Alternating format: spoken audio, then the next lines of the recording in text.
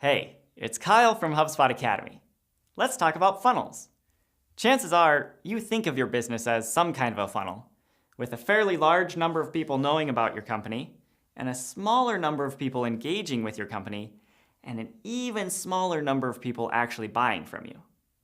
Visualizing your business as a funnel is easy because anytime you look at a graph representing a conversion process, the chart itself is shaped like a funnel.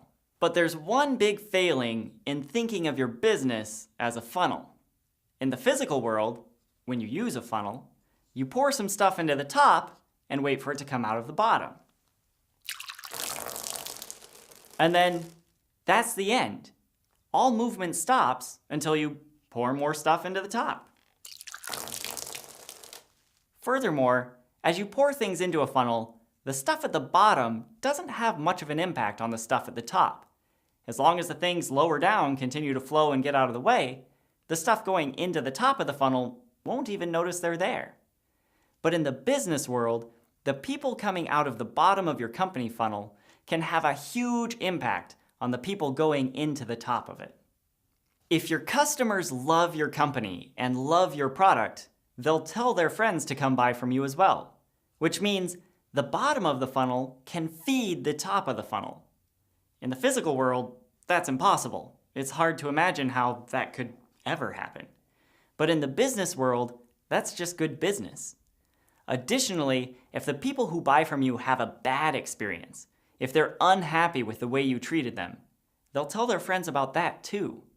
Which means that the people coming out of the bottom of the funnel can prevent other people from entering the top of the funnel. Again, thinking of real funnels in the physical world, it's hard to imagine a circumstance in which the stuff that's already exited the bottom of the funnel could somehow go back up to the top and prevent other stuff from coming in. But this is an important fact about human nature that every business leader needs to understand. The attitude of people when they come out of the bottom of your funnel directly impacts the number of people who are willing to enter the top of the funnel. With all of that as context, it shouldn't be a huge leap to realize that a funnel isn't the best metaphor for your company. A much better metaphor is the flywheel. A flywheel is a machine that stores rotational energy. When you add energy to a flywheel, it starts to spin. And if you add more energy, it spins faster. And unlike a funnel, where the only way to maintain a constant speed is to keep adding stuff to it, a flywheel will keep spinning unless some other force comes along and slows it down. From a business perspective, the rotation of the flywheel represents the growth of your business. And happy customers provide the energy that fuels that growth, either because they buy from you again, or because they bring new customers to you by promoting your product to other people in their network. But if you produce unhappy customers, either by selling to people who are a bad fit for your offering, or by over-promising and under-delivering, they'll work against your flywheel and slow your company's growth. Here's Allison Elworthy, VP of Customer Success at HubSpot, talking about what you can do to reduce the impact of unhappy customers on the speed of your flywheel. So not every customer you have is going to have a fantastic experience, is going to stick around forever. You're always going to have customers that cancel and churn and leave you. But I think that's a great opportunity, not just to write that customer off, but make sure they have a positive experience on the way out. We talk about how your current customers are a great lever for future acquisition. Those customers that leave you are also going to either refer or recommend your product to other people in the future. So it's really important for even those people who may be dissatisfied with the product or are no longer or plan to cancel, leave on good terms.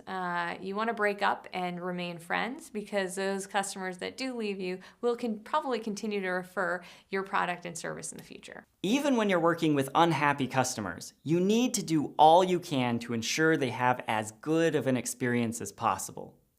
Everything you do should be done with the goal of creating customers who will add positive energy to the flywheel and accelerate your company's growth. Here's HubSpot CEO Brian Halligan explaining this concept in more concrete terms. When you're a startup, and you don't have any darn customers, marketing matters a ton because you can't talk to any other customers if you're a potential customer. There's no word of mouth. There's no proof whether you're good or bad. But as you're growing and you've got a lot of customers and you're scaling your company up, your customers are actually your best channel to market. It's not your marketing. Marketing's, of course, very important, but if you really want to grow, you ought to consider moving some of your money from sales and marketing into customer service, into your products, so you're delighting your customers, because those delighted customers, that your business over the long haul will grow, really grow on the backs of your successful customers. That's why the inbound methodology is a circle. It represents the flywheel that will drive your company's growth. By attracting customers who have a problem you can solve, by engaging with them on their own terms, and by delighting them at every stage of their buyer's journey, you'll create the momentum that will drive your company's growth. This is a huge advantage over the typical funnel viewpoint because it means that you aren't alone in helping your company grow. You have all of those faithful customers helping your company grow too. And that's a much better way to grow.